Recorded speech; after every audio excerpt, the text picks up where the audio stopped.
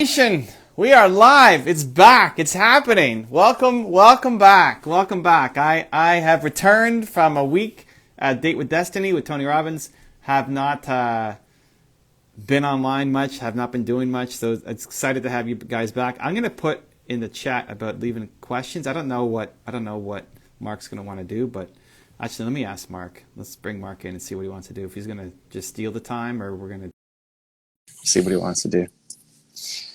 It's fun. We're back. It's happening. Getting used to it again. What's this Instagram thing? There he is, Mark Draeger. What is up, my man? Are we doing questions? Am I posting something below? Holy cow, what are you doing? You're killing my ears. I was just turning down the volume because you came in so hot and so loud. Let's just talk, and then we'll hit some questions at the end if we have time. Okay, great. So this is our something to go ahead. I was gonna do that intro. Go ahead. We're doing a special Something to Prove podcast episode on IG Live. I've been away at Date with Destiny for the past week and have not made any content, so we're doubling up. This serves as our podcast, as well as my Instagram Live, as well as whatever else we're going to turn this into. So here we go, Mark Draeger, kick us off. Let's go. So first of all, I just want to ask. So when you say that you were off, like you did this all remotely from home, right? Like Date with Destiny, you didn't fly out to Orlando or wherever. Yeah, it was right? From home. Yeah, virtual. Okay, and it was interesting to me because you went like super silent. I know that you said, "Hey, I'm focusing on this." Last week, you warned everyone. You sent out this email to everyone saying, "Hey, just so you know, I'm doing this thing with Tony's team." But I sent you a few Facebook messages, I think one or two, and then an IG message, and I did not hear anything the whole time. So I don't think I've ever seen you go that deep, because even when you went on your honeymoon on that cruise to China and all over the place with your wife, even then you were emailing me. Yeah, no, I went off. I mean, the event's pretty. I knew going in from our other events. You know, I've done 3 Unleash the Power Within. UPWs, and it's kind of bonkers to try to get stuff done while you're working. We still did it. We still managed. I remember when I went to UPW the first time, I was trying to vlog it too, and I vlogged going there, and then it's just silent. You just can't, because it's all day, all night. You're barely sleeping anyway.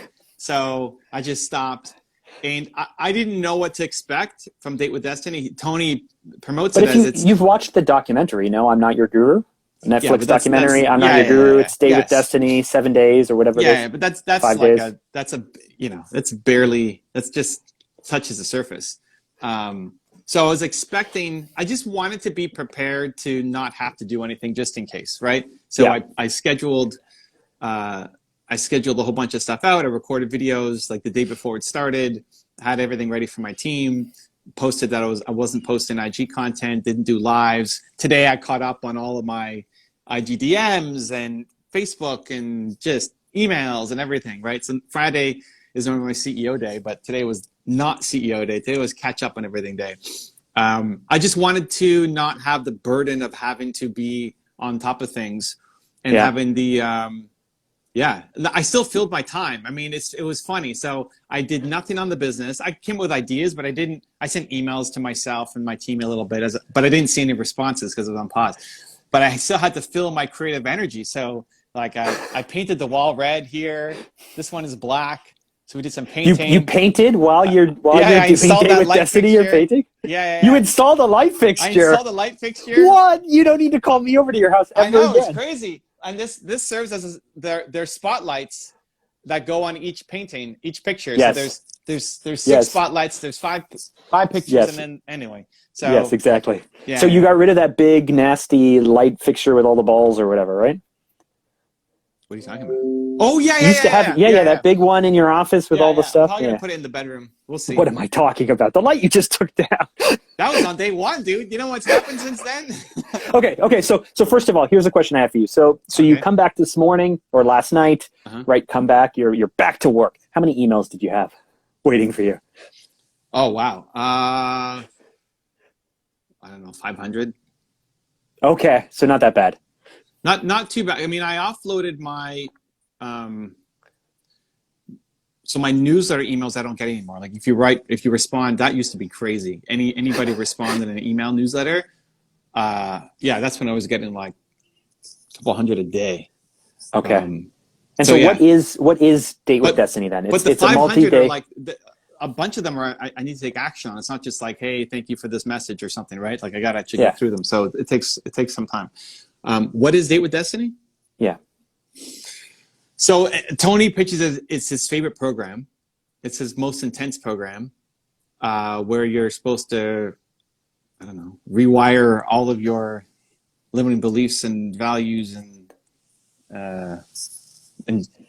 have your date with destiny. You know, And find did you out do what your that? destiny. Did you achieve that? Did I achieve that? I got a lot out of it, and there's definitely pros and cons of being from home, but I got a lot out of it. What was great was there's very little overlap with UPW, which I was going in thinking, okay, I was ready for the whole thing to be open and lots of learning and brand new, but I was also expecting a bunch of the content to be repeat and just, okay, I know this, but we'll go deeper. Why not? Like, but there's almost nothing. There's almost nothing that was from UPW. So that was great for me, having been 3 times to that other one. There's a lot of interventions, which was awesome.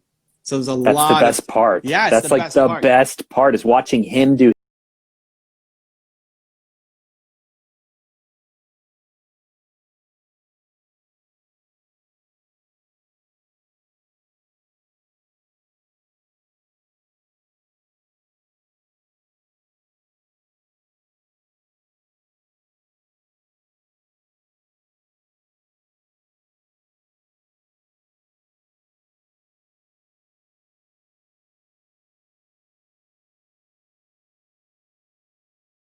When we went, but this one there's 3 a day. It's crazy. And it's usually a share, so he gives you some exercise to do, and then they put you in breakout rooms because it's a remote Zoom, so you're put in the breakout rooms. Nina and I ignored the breakout rooms and just did it together, which is there's pros and cons. I mean, I'm in the Tony's guest, his VIP group, right? CIS, which is Chairman Invited Seating. So everybody in that group, there's a lot of Hollywood people, a lot of actors in that group, actors, producers, some super recognizable, faces. But instead, we just had our camera off the whole time, and Nina and I did it together just for our own experience. So he gives you an exercise, you do breakout rooms, and then you come back and he says, hey, who wants to volunteer their thing? And people put up their hands, and then he brings them on and they share, and then he just basically, whatever they share, he turns it into something, and it becomes this full on, intervention. So that was awesome, right? Like to get 3 a day of them, and then I'm watching like, ooh, how would I coach that person differently? Like, how is Tony doing it, and how would I do it differently? So that was fun. You're watching game tape. That's amazing. Yeah. I'm watching it as it's happening. Like, ooh, would I have asked that? Would I have seen that connection? And I'm also trying to predict the connections coming up. So that was super fun. So it was surprising how many interventions there were. It was awesome. I loved it. It was great. And so you went into it with what intention? You went into it for Nina? You went into it for yourself? What was your intention going into it? I went into it for us. I went into it for me and Nina. For Nina. Oh, I thought you meant us, like you and me. I was like, that's amazing. Thank you. That's so generous. Forget Mark. Jesus. I mean, I did say, Mark, we're doing this. If you and Jacqueline want to join in and do it, let's go. But once Mark said no, then whatever. That guy's dead to me for the next week. Let's go and do this. No, I went in for me and Nina. The business side of things have been pretty dialed in. I mean, I'm very excited about what I've got coming up. Nina hasn't been. I forgot, but the past, I went with you. Yep. And then again with Alex, Louie. And then I went with you, just the 2 of us, in what, 2 consecutive years? No. It was within a 6-month window. We went in November, and then we went the next June. So you and I went in November of, I guess maybe 2 years ago now. 2018, I think it was. And then we went again in June or July of 19. And I don't remember when I took my team there. So when I took Alex, Lily, Edwin, and Nina to UPW way back. It's been years. But I realized I've been a lot. And like to the fancy seats and everything. And Nina hasn't been since group UPW, like way back. So I thought, okay, this is great. A lot of the exercises that we did at UPW, I still was thinking about Nina and relationship and all that stuff. So it was great to do it with her. So yeah, the intention was just Nina, us, our happiness, our relationship. What does the next level look like? That was what I went going in thinking about. And then if anything else came from business or Evan or whatever, awesome bonus. But I was mostly there. Every time I go, it's basically to support somebody else, right? I mean, the first time was just curiosity. The second time was you. The third time was Alex. The fourth time was Nina. And I always get lots of it. I don't go in like, oh my God, what a waste of time. So I always learn from it, but I like, going in with an intention for somebody else. So in my experience, what I think the whole team at Robbins, Research International, whatever, the whole team behind Tony, what they do better than I think anyone else is they help you feel like it's okay to be bold. They help you feel like it's okay not to judge like really large or aggressive dreams and to face your limiting self-beliefs and realize it's just stupid and kind of really like think bigger. Like you almost have to be given permission to think bigger than everyone else tells you to think. That's been my experience. I've never been with Date with Destiny, but did you find that was kind of the same environment and what you were helping to do is just to think bigger and to dream bigger and to set loftier goals and to push harder and all of that stuff? Or was it different enough from what I'm used to with Unleash the Power Within? Yes, but more within the relationship context. So like more thinking about Nina and what she wants to do and building the life, right? So, but yes, I think it depends on what you have, like what your ambition is. I think in previous ones it's been much more business focused for me.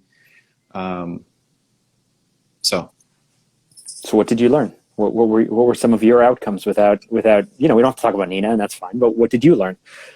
So the three things that I kind of want to remind myself ongoing, like habits to try to pick up. The first was the intentionality, even more so between every event that I'm doing or every so like this, just before going on here is like, hey,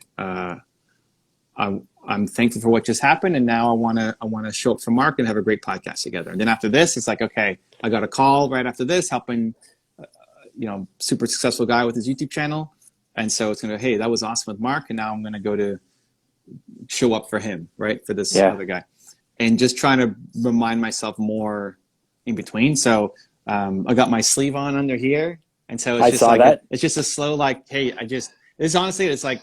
You touch the sleeve, I close my eyes, like what am I just recently thankful for? Thankful for this awesome conversation with Mark. He's awesome, it's great, I missed him, and now I'm gonna go show up for, blank, and I wanna really help him with his YouTube channel. So just more intentionality between the moments inside each day. I do it well on a macro and on the day, like today is CEO day or public facing day or whatever, but inside each one, I could do a better job in between. So that was one. The second one was, so Tony has an interesting question that it reminded me of your one word, but instead of one value, because that's more aspirational, he calls it your primary question. So what's your primary question? And the idea is, what is the question you ask yourself most on a daily basis? So one thing I did pick up from Tony, which I loved so much, is he is so focused on the questions, right? The question that you ask yourself, your brain will give the answer to. So if you say, why am I such an idiot? Your brain is going to answer that question by pulling out all of these backgrounds. So, what's the question? The fact that he's focused on like the question you ask yourself most, I love that. On a day-to-day basis, like what question do you ask yourself the most today? And it's a subconscious thing, it's like just you run it so often.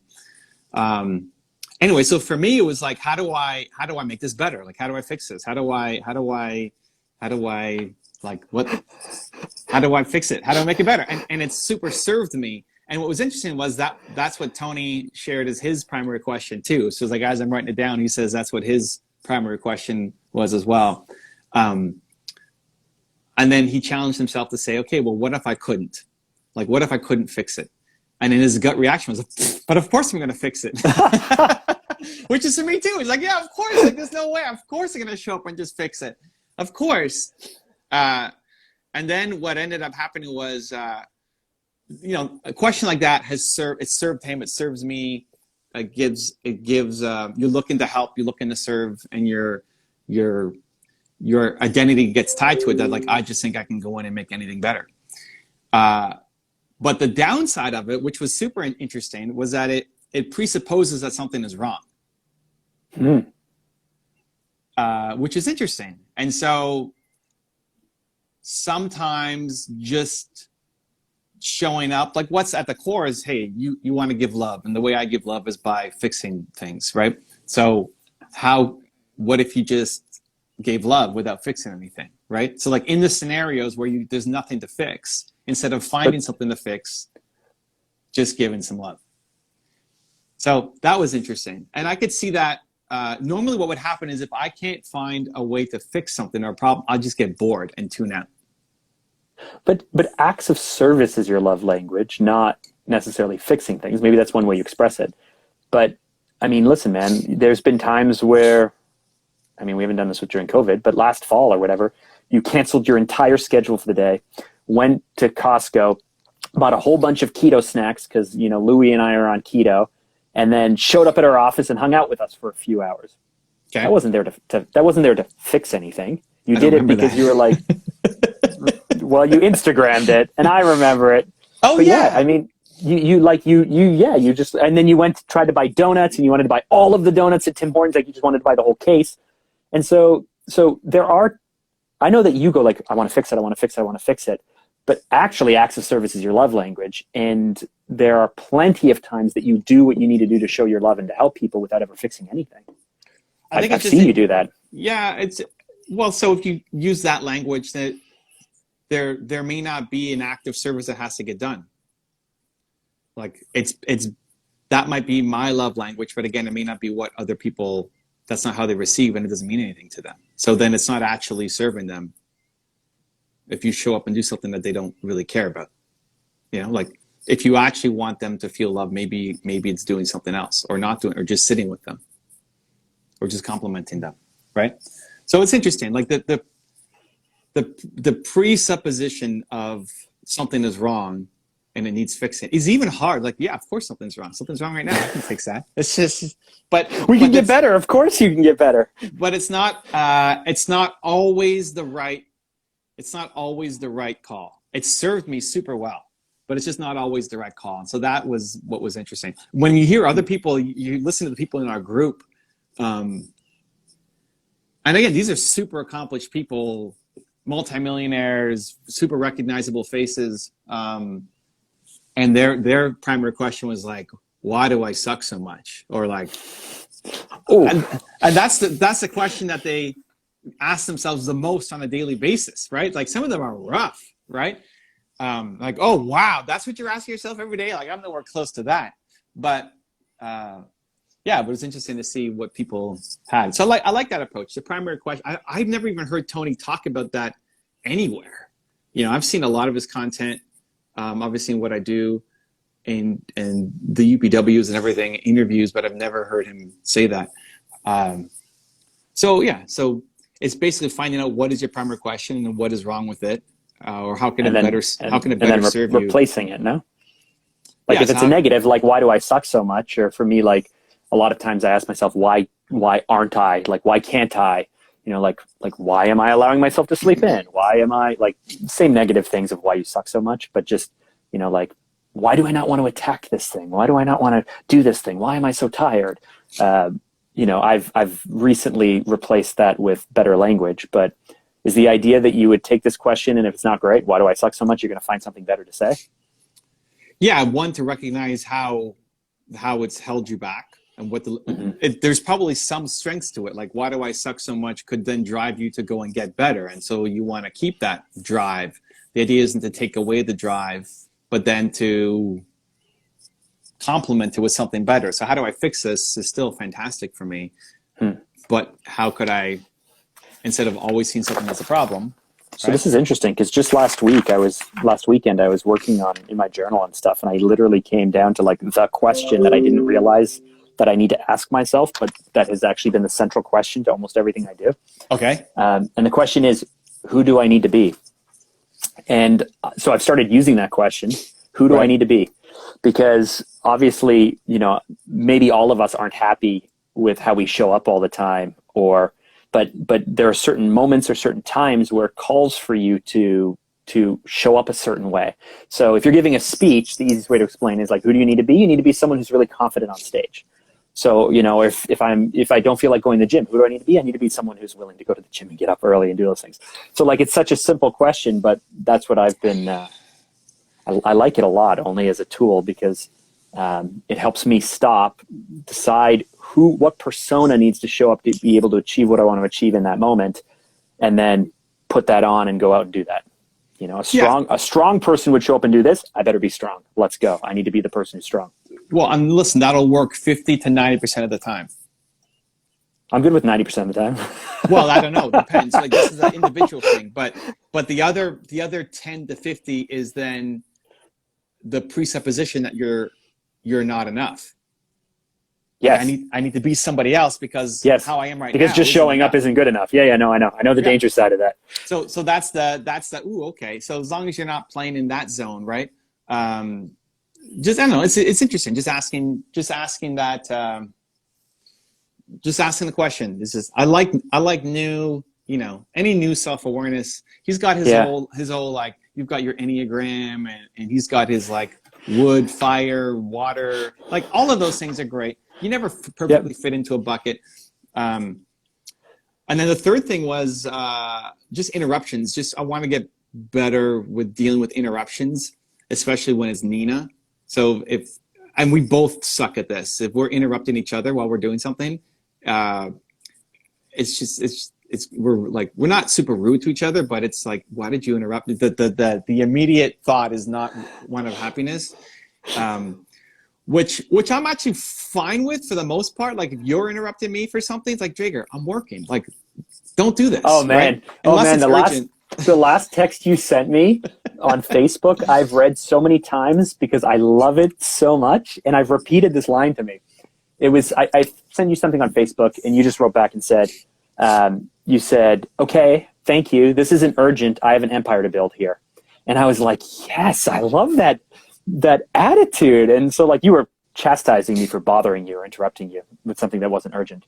And so I was like, okay, no taken. But mostly for the last few days, I've been just like, Evan's got an empire to build. So do I. We have empires to build here, people. Yeah. But it's interesting because the therapy that I've been doing, one of the questions, at least on the anxiety, depression type scale, is how acceptable or comfortable are you with interruptions, and how bothered do you get when an interruption pulls you away from a task that you feel very compelled to complete.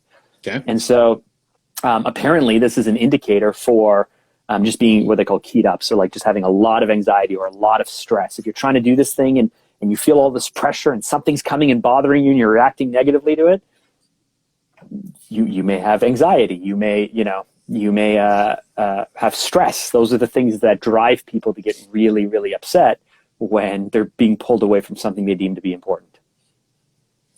Great. It doesn't work so well. You may have anxiety and stress is all I'm saying. Well, listen, trying to make the world conform to you is stressful. But you've done that very well. As it should be. And I think that's good, right? The unreasonable man makes the world conform to him. That's what I'm doing. And all progress depends on the unreasonable man. But that doesn't work. I have no problem in telling Mark, don't send me a stupid Facebook post about whatever that story was. It was okay. Oh, it was like, yeah, whatever. Yeah, that's fine. What you said. We don't talk about it. No, but the takeaway for me was, one, awesome. Thank you for the feedback. You reminded me. Okay, great. But two, the line I've been repeating myself is like, yeah, we have empires to build here, right? Like the old me feels like that's super conceited and egotistical and self-centered. And how could you say that even say that out loud? What if people? It's like, no, like we've got things to make happen here, people. Let's go. So that doesn't work so well in personal relationships, right? So this is where, Nina comes in and wants to ask me something like, Nina, get out of here. I got an empire to build. Doesn't work so well, right? And I would never say that, but it's in my eyes, and it's in my, it's what I'm thinking. And it's also what she's thinking. Not that she wants an empire to build, but she doesn't like neither of us like being interrupted. So that causes, I like having my schedule, and in the morning we do some things together and some things without. And depending on when she wakes up, I have to adjust my schedule, right? So we can do the thing together. But I don't like it because it's not predictable, right? It's kind of predictable. So there's an exercise that at UPW that he did talk about again today, which was the train, where the train came and interrupted them, and anytime the train came through, everybody cheered. Yeah, so I basically like treat Nina like the train, so that anytime she interrupts me, it's celebration time. Celebrate, yeah, let's celebrate. Yeah. So that's what and now I'm not getting bombarded. She knows that if she's going to interrupt me, it's something important, at least to her. It may not be important to me, but it's important to her in what she's doing. So it's not like we're interrupting each other all day long, but I want to get better at it. So that's one of the habits that's the third thing to try to improve. There are a bunch of things that happen right away. As soon as I saw it. So like self-awareness, you unlocked it, done.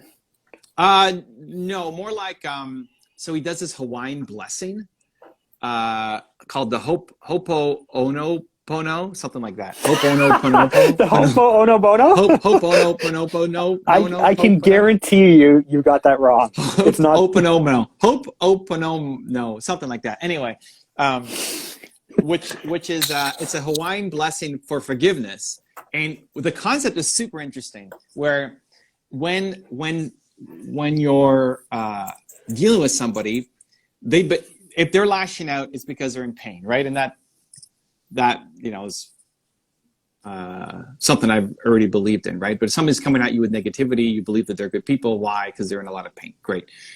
The Ho'oponopono is you temporarily accept responsibility for the pain. Like, okay. if you're in pain right now because of something, your stepfather said or did, then if I'm talking to you, I'm taking responsibility for whatever he did. Like, it's my fault. Right? Okay. And then what are the 4 sentences? It's I'm sorry. Mm-hmm. Please forgive me. Okay, so the 5 steps of an apology, basically. Thank you, and I love you. Oh, those not the 5 steps of the apology. Okay. I'm sorry. Please forgive me. Thank you. I love you. I'm sorry. Please forgive me. Thank you. I love you. So like if you did something wrong, fine. But I didn't do anything wrong. But to actually help you get out of that, like if I can accept responsibility for in the moment, to then say that to you. Yeah. It allows you to heal and forgive, even though you're not talking to your stepfather or whoever caused you the problem. So I love that. I was like, this is amazing. Okay. So right away, I emailed I'm not sure I understand it. So I understand it in theory. I'm not sure I understand the power behind it. Well, if you those are the words that you want to hear from the person who caused you harm. No. Well, if you want to forgive my them. stepfather was I don't want to forgive him. Well, and I know that it's like me drinking poison, but if that's a whole other issue, but okay. but deep down, yeah, carrying the poison is not going to be. I know that holding a grudge and not forgiving is like you taking poison expecting the other person to die. Someone quoted that. I understand that. But if we were to run through this exercise with my stepfather, and I grew up in an abusive home and he's an alcoholic and has mental health issues and all these things, and you wanted to play the role of him and tell me that whatever those 4 things were and that you loved me, I would be very opposed to that exercise. And you may not be ready for it. But if he actually came to you and he said, Mark, I'm sorry. Mm-hmm. Please forgive me. Okay. Thank you. Nope. And I love you. There's 5 steps to an apology, right? So it's not just enough to say, I'm sorry, please forgive me. It's what are you going to do to make it right? What corrective actions are you going to take? and then you ask for forgiveness, right? Will you forgive me? Like there are proper steps. Listen, to it, you so. can. No, I don't want to get into. There's no it's different frameworks. There's no proper steps. Okay. There's a right way to apologize. You're fine. There's no proper way. You can go look up the Ho'oponopono Hawaiian Blessing. The Ho'oponopono. Oh no. But let's see what it's really called. So you can go look it up. Hawaiian Blessing.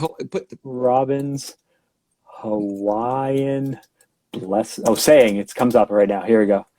Tony Robbins Hawaiian saying at around the 18 marks. The Hawaiian words. Ho. Opon. Opono.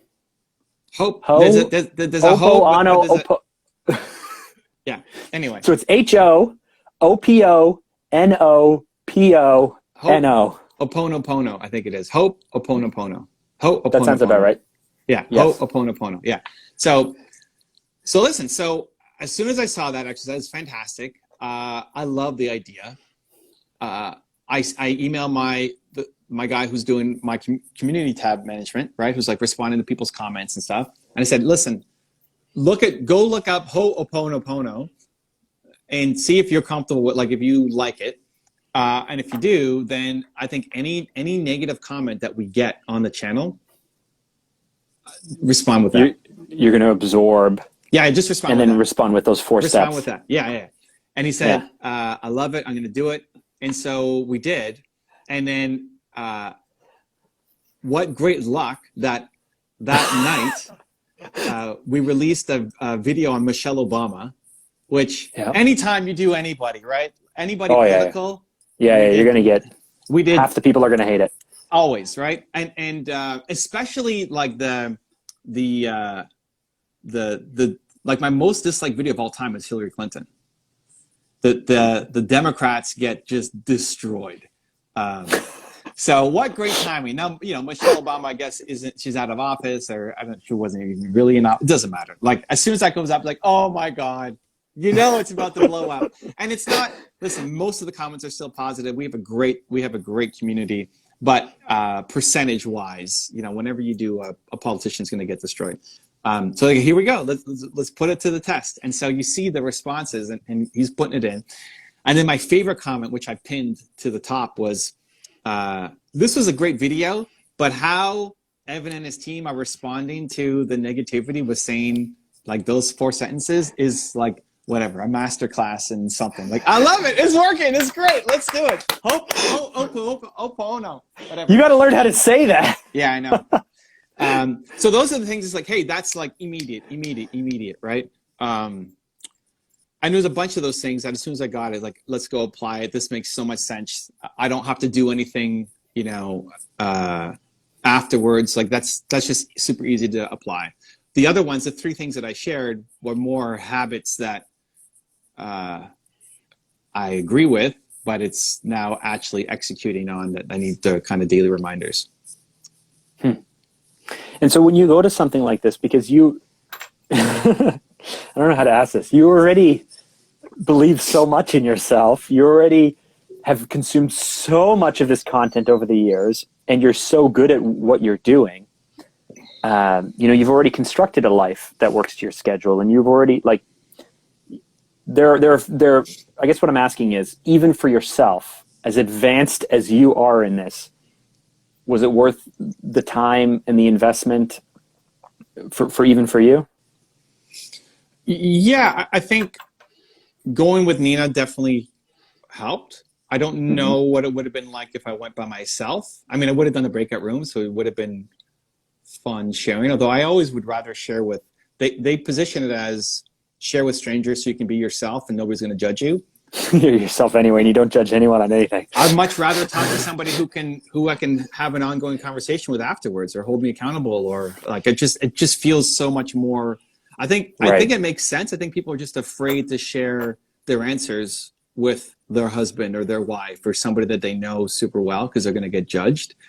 I think if you can get over that, it actually strengthens the relationship more than anything else. So it would have been a different experience without Nina. but there's always something to learn. And especially with all the new content, like going to UPW 3 times, I always took something out of it that was different than before. Even with the content being repetitive, because you've been there for, a couple times, but there was so much new content as well. There's always... I mean, like, listen, the first time we went in together in November of, it was November 7th of 2018. We were sitting in that, just off stage, CIS you mentioned. We were on the purple badge side or whatever. And so we're facing the side of the stage, and Tony, we were in the front row because we wanted to get there first. We wanted to be in the front row every day. And so we're staring at the stage, but half the time he's walking around. And so we're looking at the audience, like from the stage. And so the first few rows are the people who are Dragon Elite, like, I don't know, they're Wolf Den, Dragon Elite, some kind of fancy thing. And so we're staring at them for a few days. Anyway, we go back to Texas then, and you had the fancy seats.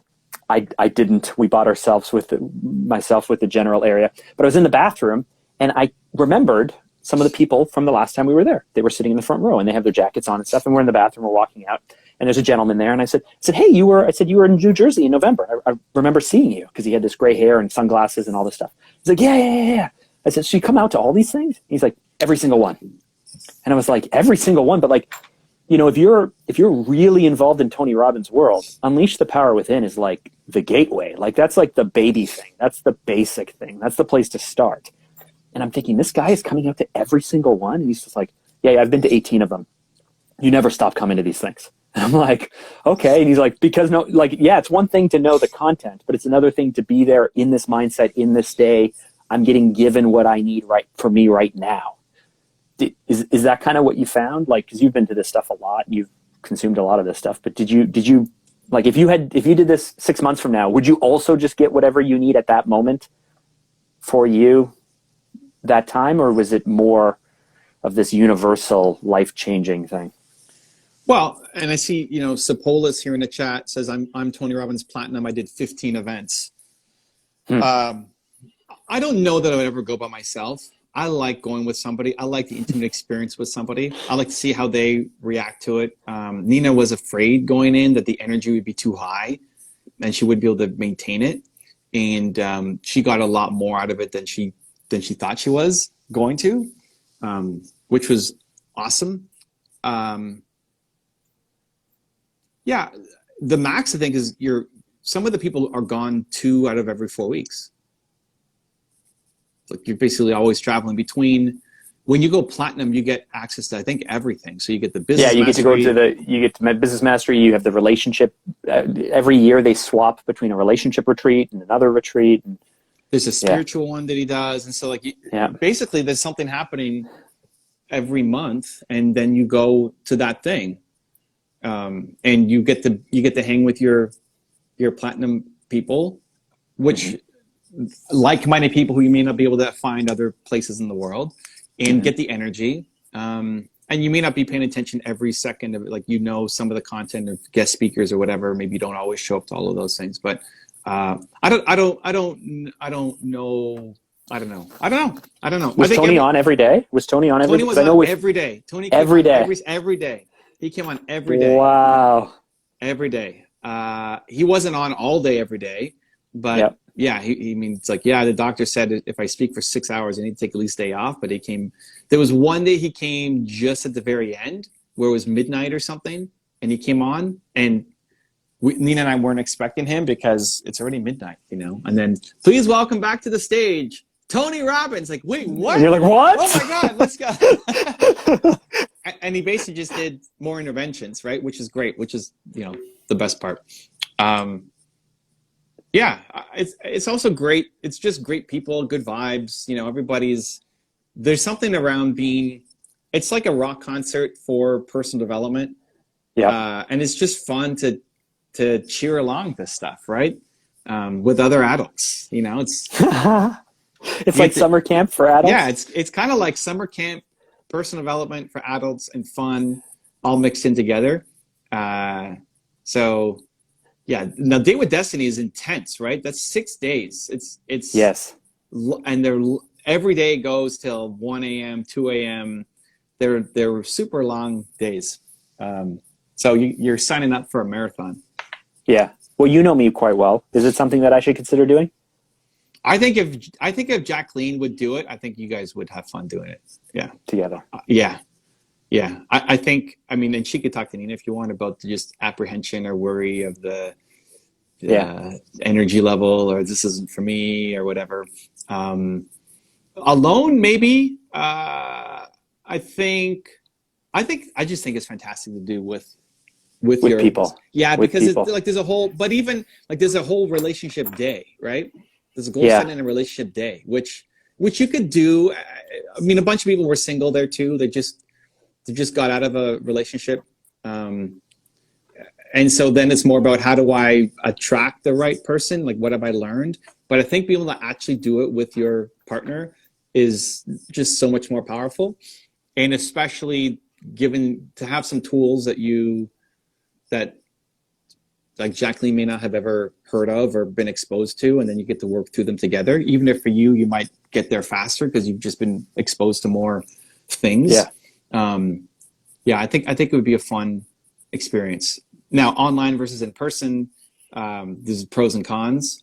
The next year is still online. They announced it's still going to be online. Interesting. But by yourself, I don't know. You still get value from it, just not as much. And if you went with Louis or somebody else, again, you'd still get a lot of value from it, but just not as much. Awesome. Well, let's take some questions. We just have 15 minutes left in the episode. Those were the questions I had for you because I'm always interested in picking your brain. Let's talk about online versus offline though, quick. So the online experience, there's pros and cons. So the con is the energy isn't as high. So when you're yelling and stuff, right? You're like by yourself or with your wife or whatever. But yeah, and the person in the condo beside you is like, "What's this guy yelling about at 1 in the morning?" Compared to Tony Robbins is here. 5,000 people all yelling at the same time or jumping or dancing. When we were in New Jersey, there was 14,000 people in the state. They were in the stadium and they had everything sold except for the one area. When we went to Texas, it was much smaller. But yeah, in New Jersey, there was 14,000 people screaming at us. It was pretty awesome. So the energy is very high, and you still get that, and you do a good job. I think they do the best job you can in an online experience where they're showing people on the screen, and so that's not as good. But it's great that you're man, you can go to the bathroom whenever you want. I'm drinking 5-6 liters of water a day, and so you're heading to the bathroom, every hour, every 45 minutes. When we went to UPC, you wouldn't drink water for the whole day because you didn't want to go to the bathroom. I didn't want to miss content. I didn't want to miss content. I'm at the beginning. Because you missed, because if you're at a giant stadium, you're gonna miss about 15 minutes. You got to walk up. You got to go. You got to come back. Yeah. If you want to go, the trick is to slowly walk up the stairs, watching, and then deciding. Okay, go. And then you run to the bathroom and then you come back and you stand there and you just make sure you don't miss anything. Yeah. The food is, you eat whatever you want, right? So like it's easy to stay healthy because you got your fridge and everything here. So that's fantastic because the food in stadiums is never good food. You're like, now there's no health day like there is at UPW, but it's hot dogs and nachos and whatever they serve at a stadium versus you can have we loaded up on all of our salads and everything like before it started. So it's like, we never have to go to Whole Foods or anything for the week. We're just ready to go. So that was good. Being right next to your bed was also awesome. So you can stay up later because if you've got to leave the stadium, traveling and stuff. Yeah. Leave the stadium, get out of the stadium, get an Uber, get back to the hotel, all that stuff, right? Get attacked by some homeless person in McDonald's, like all of that stuff you could just ignore, right? That was the morning. Yeah. So that was all good. And it was surprising still to get a lot of breakthroughs and a lot of moments and a lot of learnings and still a lot of, you're still feeling energized. You're still crying in moments. You're still, so the emotion is still there. It may not be as heightened as being there, especially for us when you're in the front row and Tony's right there, like, it's spitting on you. He's spitting on you. Literally, I'm just like, pre-COVID, we were like, yeah, go ahead. Yeah. So that kind of experience is a little different, but otherwise, yeah. The breakout rooms, again, we didn't use because Nina and I used that to work with each other. But you can stay up later. You can have lots of water. You have your own food. You got a super comfortable recliner to sit on. And I think what's really smart, that's forced a lot of innovation, at least within Robin's organization, is now that they figured out how to kind of do this, even if they wanted to do in-person things in the future, they could just telestream him in as he gets older, and maybe it'll be a little bit easier on him because I know that he gives his all when he's there. So well, he built the studio just for this, and he said on the stream that as they open up, the back part of the studio can stay, but the front actually opens up to a live audience. Oh, okay. So he's already planning in his studio to have mixed virtual and in person. Oh, very cool. So there's people join him there, and then also the screens. And people were joining from China and Australia and Japan, where they had. Which means they're going through the night then. Yeah, they're doing overnights. They're starting. They're starting at 1 p.m. and then they stay all the way up until. Yeah, whatever. Till like 8 a.m. in the morning or something. No, past. Yeah. Past. Well, they're 13 hours ahead, right? Oh, yeah, okay. Yeah, they were, every day was crazy, like 10 a.m. to 2 a.m. We didn't always stay all the way to the end every night. Just needed to get some sleep. And then there are some moments when, especially in the early days, the second half, you get a lot of breakout sessions and a lot of time to work on the exercises. The early days is a ton of data, a ton of content, and your mind, at least for me, like it gets full. It's like, oh my gosh, I'm still working on that last thing and how to implement something new. The other thing, though, that I think you would really enjoy about this one is the content stacks. Oh, okay. I was going to ask about that because that drove me crazy because on Unleash the Power Within, like day one, I'm like, this all makes total sense. And then you go to day two and you're like, wait, hold on. You want me to ignore all the stuff we just did yesterday and now there's a brand new set of exercises? And then by day three, I was really starting to get frustrated. I was like, how are these disparate days? How do they not stack? It stacks super well. And so, the models you learn on day 1 and 2, when Apply you get to day relationship 4 or 5 or whatnot. Yeah, it's like, okay, remember we did this on day 1? Now we're going to do this in a relationship context. Talk to your partner, that kind of stuff. You know what? I'm going to rewatch that documentary because I liked it so much. I'm going to rewatch it today. Okay. I loved How Many Interventions. That was fantastic. It really was great. And surprisingly little tech issues. There's only one person who came in that he had to, like the sound wasn't working. And he's just bringing people in their homes, right? You just had to bounce them out, yeah. Yeah, and it's like, okay, we'll try to have them back on because you couldn't hear them. And I'm sure they're doing some kind of screening, but he's on like, okay, Mark, and then you're on, hey, Tony. Yeah. I think if Jacqueline would do it, I think it's worth. I don't know what the price difference is between the online versus in person. I think it's like a $5,000 or $10,000 event in person. I guess it depends what you say. I think when you buy, I think it's like 16,000 discounted typically. So if you buy it at certain events, it's less money than if you buy at other events. But I don't know. I think 10, 15 grand, something like that per person. And the online is the same though. The online's probably a little cheaper. I don't know what the online is. Yeah. So I mean, I don't know. Do you want to do questions? Yeah, we can do questions. Yeah. So if you got a question for me or Mark, you want to keep it on theme or we're just talking about anything? Whatever you want. You pick them. Okay, that's fine. Let's see what the first one came in. Cam Williams says, would you recommend Date with Destiny for young entrepreneurs who could invest in that or advertising for their business? Two different purposes, no? I think, this is more about education and life development. I think especially Date with Destiny is more on life more than business. I think UPW, you could apply anywhere. UPW is just about mindset and belief systems, and that can have a big spillover into your business. Business Mastery, I haven't been, but it's all focused. You see like little snippets. We have a mutual friend who went. Nikki Pett went to Business Mastery. Okay. She enjoyed it, yeah. That's going to be hardcore on business. This one is more about life, right? Like there's a whole day on relationships. Do you care about that? You know, do you care about, maybe you don't, you know, if you're not in that space, then I wouldn't go. If you are, then I think it's going to be really helpful. Mark didn't really have anything there. I hosted. Yeah. Bo in the house. I missed Evan. I was lost for a week and hid under a rock until your resurrection. That sounds like Bo. Afraid to leave the house. It was fun. It was fun taking a week off. And it was interesting to see again how much I still needed to, and I still need to do something.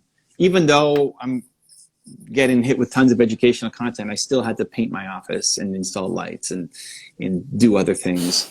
ADHD maybe a little bit? I see it more as I have creativity in me that has to come out. And I can apply it anywhere. But the creativity has to be expressed. I have creativity that needs to be expressed. And if I can't do it, I'm going to be frustrated. So I could apply it to painting an office, or to buying keto snacks for Mark, or to my business, or to, you know, anything else. But it's a low risk thing that, like, hey, if I dove into landing pages and stuff, I'd be thinking about it while I'm doing the content as well. So it's like people who knit just as something to keep their hands busy and doing something while they're busy having conversations or whatnot. So you're busy painting while you're figuring out how to fix you and your wife's relationship and build the life you want. Well, no. Like it was during off content. So, for example, when they're doing a sales pitch, right? So they have a sales pitch for Business Mastery. I think it's actually way better than the last 2 times that we went. There was the guy, I forget his name. The guy from Georgia the bald guy from Georgia who has a scrap metal business? Yeah. And so, or Michigan or something? So the first time you hear it, it's okay. And then the second time you hear it, it's basically the exact same thing. And you know it's a sales pitch. So you kind of tune out or leave or whatever, right? Didn't have that this time. They had basically an interview with people who were in the programs and them telling their stories, struggles they had, belief system they had, what they learned from it. So there's actual like good content in there too, but not as applicable as the other stuff that you're learning. Did they have the really nice woman who was the athlete who runs the horse charity? Did she come out? Do you know who I'm talking about or no? No. Oh, okay. No. What a random description. If you don't know who I'm talking about, then yeah, you don't remember. So during those, like that's the time to paint, or on your, you know, in the breakout rooms, if it doesn't go as long, then you paint, right? So the mornings we didn't start until 10, so we woke up at 8 and went to Home Depot and got some paint, and then come home and paint. Yeah, like, there you go. So just creative energy. The light gave me a lot of confidence. I made a video just before I went, before I kind of shut down for the week, and I said, I'm a 40-year-old man who doesn't know how to change a light. That's okay, right? Like that's like. So did you just go on to YouTube and learn like, oh, white to white, black to black, copper to green, like spin and go? Yeah, I watched. So the video I was making was about vulnerability, and just we're afraid to say things that make us look stupid. Yeah. And so like, hey, listen, I'm 40 years old. I don't know how to change a light, you know, and I'm comfortable sharing that, right? It's like if you think I'm an idiot or a loser because of that, awesome, let's go. And I'm going to learn how to do this for the first time. See, that's not real vulnerability though, because I know that, like you went online, learned how to change the light, and you changed the light. I know that you purposefully don't teach yourself things because you, 1, have no interest in it, and 2, know that if you wanted to attack it, you would be able to achieve it, so you don't see it as a challenge. So changing the light couldn't be that. I mean, I'm gonna push back. If you wanted to change a light 10 years ago, you just would have, right? It's not something that you've been harboring and holding on to. It's not that I'm harboring onto it. It's the willingness. Like, I wouldn't have said anything about myself 10 years ago that seems so basic and easy for most people, but I don't know how to do it. I know that I could figure it out, but the willingness to say, no, it's not like the most vulnerable thing I have. I'm hiding. I don't know how to change a light. It just was timely in what I was going through right now. It was like, hey, I need to change my light. I ordered it. I don't know how to do it. I'm a 40-year-old man who doesn't know how to change a light, and you know, judge me if you want, but it's the willingness to share those kinds of things. So yeah, I looked it up. Like I wanted to get the spotlights on my pictures, so I looked up and I bought that, and it was sitting next to me, and I looked up how to do it, and I wore a leather glove, you know, because I don't have the thing to actually check if the thing is off. Yeah, I don't have the power and so I was tester. like pretty sure, right? Like you flick off the power, and then the light that I had in there wasn't on, so it should be off. Fine. It should be off, but I've also never done this before, so like, okay, well, you know what? Let's just wore the leather glove. We made it happen. It was very easy. It was very easy. So then I got my confidence all high, like, oh my God, I'm actually a handyman. So then I go on the paint. I did such a bad job on the paint. I mean, it's okay, but my edge work is edge work's terrible. My edge work is just garbage. So we're probably gonna have somebody come in and like fix my floors and stuff. And I don't want to install hardwood floors in here myself. You're not gonna keep the carpet? No, we're gonna. I changed up my angle, right? You haven't even seen this, so. This is no, I did change the You have the angle, and you've surrounded the LED lighting behind it. You've seen the LED. So I messed up my LED lighting now when I took it off. But then that wall, that's going to have 2 rows, and they're going to put all the YouTube stuff on top of there. Yeah. Anyway, so yeah, we're gonna replace the carpet. I'm not going to do that. That's another thing. Hey, I could learn that, but Jesus, no interest in that's a whole project I don't want to take on. Okay. No interest in that. Well, that's it. That's our episode. So. We are out of time, but we have to do the intro and the conclusion still, so don't close IG yet. Okay. Thank you guys. So for everyone, okay, there you go. You want to say that? I don't know. What do you want to say, Mark? Go with it. Okay. Usually, everyone live, just pay attention. This usually gets cut out. Ready? Hey there, I'm Mark. And I'm Evan. On this week's episode, we talk about date with destiny. I've been away for a week, and some of my biggest learnings on this journey. Okay. Last week's episode, I don't remember what we did because it was. Louis was on. You got to do the. If you want to see our episode last week with a guest host, Louis, check it out right there next to us. I think you'll enjoy it. Continue to believe. We'll see you there. There you go, guys. That's what we do behind the scenes to make a podcast work. That's YouTube secret sauce. All right. Thank you, Mark. Thank you, guys. We'll see you soon.